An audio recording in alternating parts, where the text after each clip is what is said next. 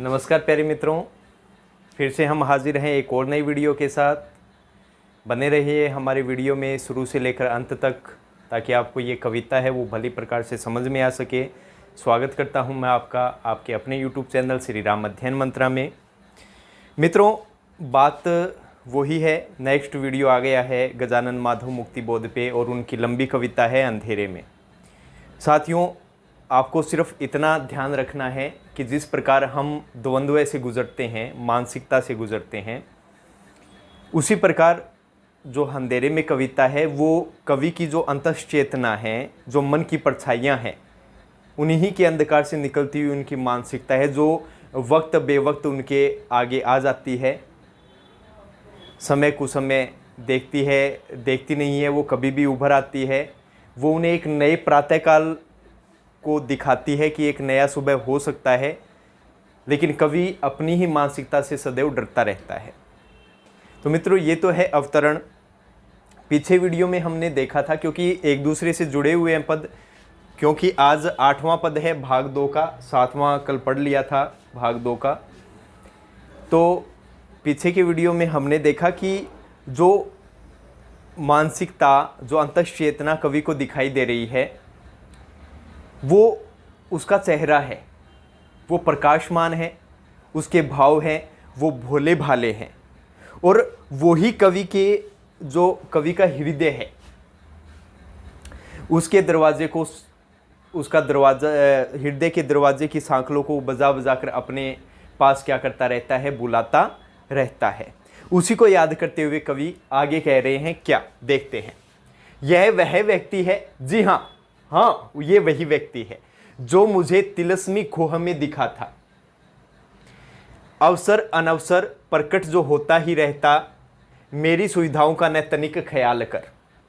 चाहे जहां चाहे जिस समय उपस्थित, जो चाहे जिस रूप में, चाहे जिन प्रतीकों में प्रस्तुत, इशारे से बताता है, समझाता रहता।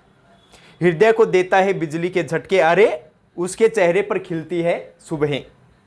गालों पर चट्टानी चमक पठार की, आंखों में किरणीली शांति की लहरें। उसे देख प्यार उमड़ता है अनायास, लगता है दरवाजा खोलकर बाहों में कस लूं, हृदय में रख लूं। घुल जाऊं, मिल जाऊं लिपट कर उसे, परंतु भयानक खड्डे के अंधेरे में आहत और क्षत विक्षत में पड़ा हुआ हूं। शक्ति ही नहीं है कि उठ सकूं जरा भी। ब्रैकेट में बात को अधिक स्पष्ट करने के लिए दिया जाता है। सदैव हमेशा याद रखना, जो पंक्ति ब्रैकेट में रहती है वो बात को अधिक स्पष्ट करने के लिए दी जाती है। जैसे एकांकी में आपने देखते हो, कोई बात कह रहे हैं, जैसे एक पिता अपनी बच्ची से कह रहे हैं कि बेटी ऐसा तुम मत करो। अगर वैसे देखें तो ये भाव सीधे सीधे हो गए, लेकिन ब्रैकेट में दे दे रूंधे हुए गले से, तो मतलब हम समझेंगे कि वो पिता है वो रो रहा है और रोते हुए ये कह रहा है कि ये अब तुमको नहीं करना चाहिए। तो यहाँ ब्रैकेट में बात दी गई है, यह भी तो सही है कि कमजोरियों से ही लगाव है मुझको, इसलिए टालता हूं उस मेरे प्रिय को, कतराता रहता, डरता हूं उससे। ये हम लोग देखते हैं। पीछे के वीडियो को जरा गौर कीजिए कि कवि कह रहे हैं कि जो पुरुष अंतश्चेतना के रूप में, मानसिकता के रूप में क्या करता रहता है, मेरे हृदय के दरवाजे की सांकलों को खटखटाकर इशारे से अपने पास बुलाता है, हाँ यह वही व्यक्ति है, जी हाँ यह वही व्यक्ति है। अब जो इसके शब्दार्थ है पहले वो देख लेते हैं। ये तिलस्मी खो सबसे पहले ही आ चुका है। तो तिलस्मी खो का अर्थ वैसे तो क्या है, जादुई गुफा,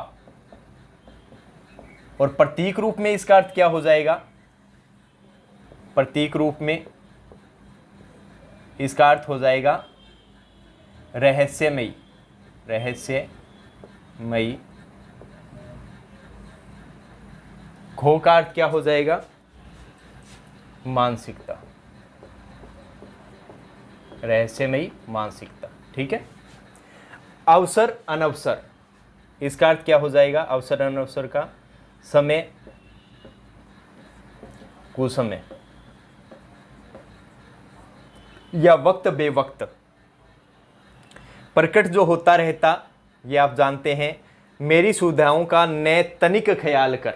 तनिक का मतलब जरा भी, जरा भी। चाहे जहां, चाहे जिस समय उपस्थित, चाहे जिस रूप में, चाहे जिस प्रतीकों में प्रस्तुत, इशारे से, इशारे का अर्थ आप जानते ही हो, संकेत, समझाता रहता है, हृदय को देता है बिजली के झटके,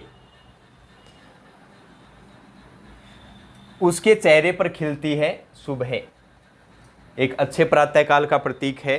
गालों पर चट्टानी चमक पठार की तरह ऊंचा और दृढ़, आंखों में किरणील,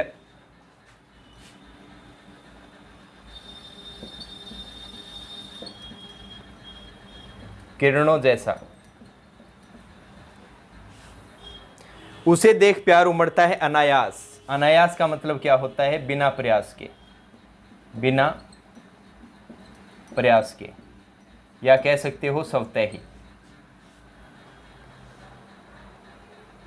आगे, बाहों में कस लूं, हृदय में रख लूं, घुल जाऊं, मिल जाऊं, लिपट कर उसे, भयानक, भयानक खड्डे, ये भी पहले आ चुका है। इसका प्रतीक क्या होगा? भयानक खड्डे के जीवन की विषमता, जीवन की विषमता। शक्त, अंधेरे में आहत, आहत का अर्थ होता है घायल, आहत का अर्थ घायल। शत विक्षत का अर्थ घावों से घायल। शक्ति ही नहीं है कि उठ सकूं जरा भी, बस ये यहीं तक होगा। कतराता का मतलब होता है दूर भागना, डर कर दूर भागना, डर कर दूर भागना, ये हो जाएगा। ठीक है,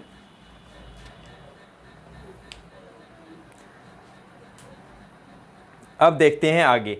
अब इसका अर्थ देख लेते हैं। वैसे सरल ही है, कोई दिक्कत नहीं है, बस मानसिक चेतना को आपको ध्यान में रखना है। तो मैंने आपको कहा कि जो उनके मन की परछाइयाँ हैं और उनके अंतःचेतना है, जो उनके हृदय के दरवाजे की सांकलों को खड़खड़ा कर उन्हें बुलाती रहती है। जी हाँ, यह वही व्यक्ति है जो मुझे किसमें मिला था? जादुई गुफा में दिखा था।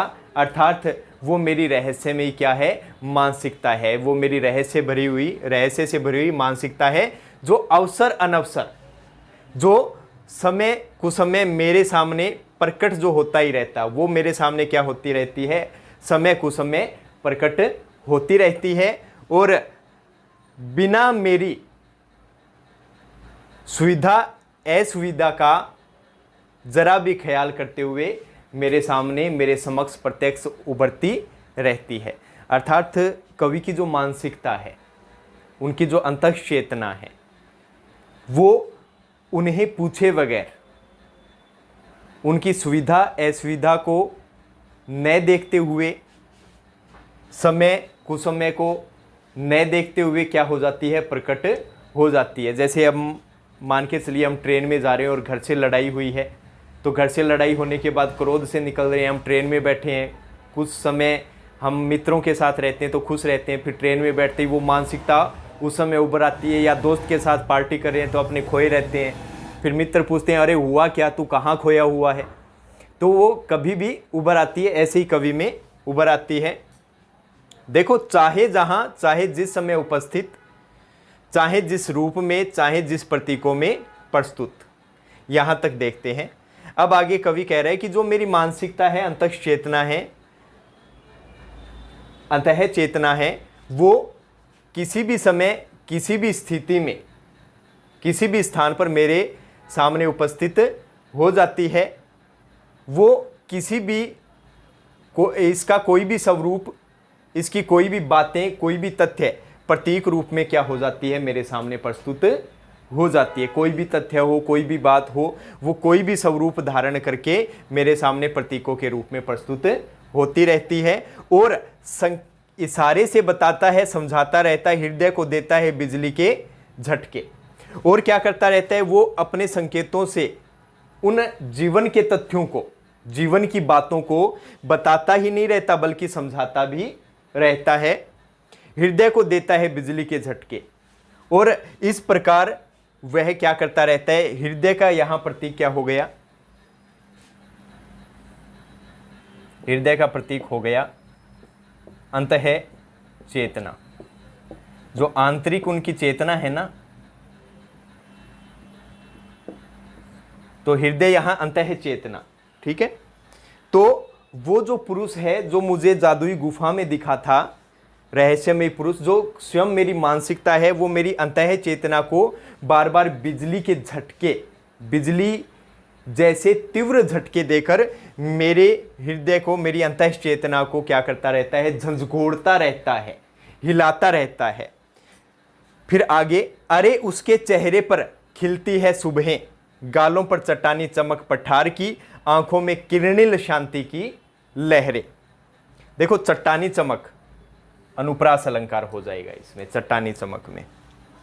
तो जब मैं उस व्यक्ति को देखता हूं, जब उस रहस्यमय व्यक्ति वो मेरे सामने आता है, तो उसके चेहरे पे मुझे खिलती हुई सुबहें दिखाई देती है, अर्थात वो मुझे नए सुबह, नई प्रातः काल का संकेत देता रहता है कि यदि तू अपनी अभिव्यक्ति करता है तो शायद तेरा एक नया सवेरा हो जाए, तुझे एक जीवन प्रदान हो जाए। उसके गालों पर चट्टानी चमक पठार की, और उसके गालों पर मुझे क्या दिखाई देती है, चट्टानी पठार की चमक दिखाई देती है, अर्थात उसके चेहरे से ऐसा लगता है कि वो बहुत ऊंचा है, दृढ़ है, वो जो भी कार्य करना चाहेगा वो करके ही रहेगा। वो पठार की तरह क्या है, ऊंचा है, दृढ़ है। आंखों में किरणिल शांति की लहरें, और उसकी आंखों में जब मैं देखता हूं तो किरणों जैसी शांतिपूर्ण लहरें उसकी आंखों में मुझे दिखाई देती है, अर्थात शांतिपूर्वक वो हर कार्य करने के लिए मुझे कहता है। उसे देख प्यार उमड़ता है अनायास, लगता है दरवाजा खोलकर बाहों में कस लूं, हृदय में रख लूं, घुल जाऊं, मिल जाऊं लिपट कर उससे। यहां तक देखते हैं। अब आगे कवि गजानंद माधव मुक्तिबोध कहते हैं कि जो रक्त सनात व्यक्ति है, जो रहस्यमयी व्यक्ति है, उसे देखकर मेरे हृदय में प्यार का भाव बिना प्रयास के ही उमड़ता रहता है, आ जाता है, और ऐसे लगता है कि मैं मेरे हृदय के दरवाजे खोलकर उससे क्या हो जाऊं, उसे बाहों में कस लूं, अर्थात उसे आलिंगन कर लूं, उसे हृदय में रख लूं, और उसे कसकर क्या कर लूं, अपने हृदय में बसा लूं। मेरी जो चेतना है, मेरी जो मानसिकता है, उसकी मानसिकता के साथ मैं क्या कर दूं, घोल लूं, उससे घुल जाऊं, मिल जाऊं, अर्थात हम दोनों एक हो जाएं, और उससे मैं क्या हो जाऊं, लिपट जाऊं। परंतु भयानक खड्डे के अंधेरे में आहत और क्षत विक्षत मैं पड़ा हुआ हूं। लेकिन फिर वो क्या कह रहे हैं कवि गजानन माधव मुक्तिबोध, कि हालांकि मैं अभिव्यक्ति देना चाहता हूं, मैं सब कुछ करना चाहता हूं, अरे मेरे पुरुष अर्थात मेरी अंतःचेतना से मुझे बहुत प्रेम है, मैं तो उसे गले लगाना चाहता हूं, लेकिन करूं क्या, ये जो जीवन की विषमता है, उसके भयानक भयंकर अंधेरे खड्डे में मैं घायल और घावों से घायल क्षत विक्षत क्या हूं, पड़ा हुआ हूं। अर्थात ये जो संसार है, ये जो जीवन है, ये कार्य मुझे करने नहीं देती, ये जो विषमताएं चल रही है ये मेरे प्रतिकूल है, अनुकूल नहीं है। क्योंकि आज यदि मैं अभिव्यक्ति दे देता हूं, यदि आज मैं अपनी चेतना के अनुसार कार्य करने लग जाऊं, तो ये समाज मुझे जीने नहीं देगा, ये समाज मुझे मार ही डालेगा। शक्ति ही नहीं है कि उठ सकूं जरा भी। अब मेरे अंदर इतनी शक्ति नहीं बची है, इतनी ताकत नहीं बची है कि मैं थोड़ा सा भी उठ जाऊं और क्या कर लूं, उस अंतःचेतना को, उस सनात पुरुष को अपने गले से लगा लूं। यह भी तो सही है कि कमजोरियों से ही लगाव है मुझको। फिर आगे कवि ने कहा है कि इस संसार में रहकर सदैव मैं दुर्बलताओं का ही क्या रहा हूं, प्रेमी रहा हूं, उन्हीं का साथ मैंने दिया है, और मेरे जैसे ही जो लोग हैं जो दुर्बलताओं का भाव रखते हैं, उन्हीं के ही प्रति मैं सहानुभूति रखता आया हूं, क्योंकि मुझे मेरे जैसे ही व्यक्ति पसंद है, और मेरा जो स्वभाव है वो क्या है, कमज़ोर है, और मैं सदैव कमज़ोरियों से ही लगाव रखता आया हूं। इसलिए टालता हूँ उस मेरे प्रिय को, कतराता रहता डरता हूँ उससे। हालांकि जो मेरी अंतः चेतना है, मेरे जो मन की परछाइयाँ हैं, वो मेरे क्या है, मुझे बहुत अधिक प्रिय है, मैं उससे बहुत अधिक लगाव रहता हूँ। लेकिन इन जीवन की विषमताओं के कारण मैं कतराता भी रहता हूँ, उससे डर के मारे दूर भागता भी रहता हूँ, उससे डरता भी रहता हूँ। तो ये हो गया 8वें पद का हिंदी अनुवाद व्याख्या साथियों। तो भली प्रकार से समझ में आया होगा। तो नेक्स्ट वीडियो में नेक्स्ट पद के साथ, और इसे जल्दी से जल्दी करना पड़ेगा क्योंकि बहुत बड़ी ये लंबी कविता है।